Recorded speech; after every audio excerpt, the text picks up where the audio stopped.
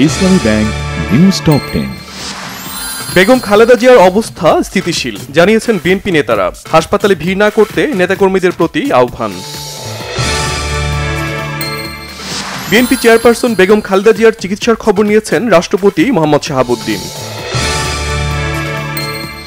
তারেক রহমান দেশে ফিরতে চাইলে একদিনই ট্রাভেল পাস দেওয়া সম্ভব, বলেছেন পররাষ্ট্র উপদেষ্টা।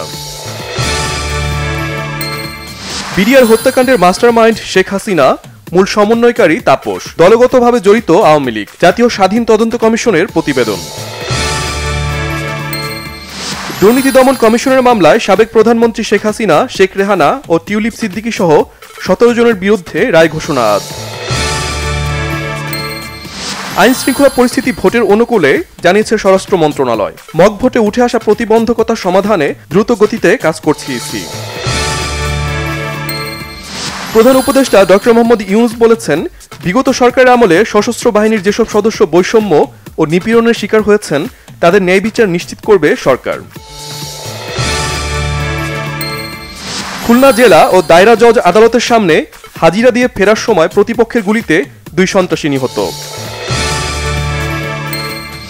ইন্দোনেশিয়া, মালয়েশিয়া, থাইল্যান্ড ও শ্রীলঙ্কায় ভয়াবহ বন্যায় মৃতের সংখ্যা 600 ছাড়িয়েছে।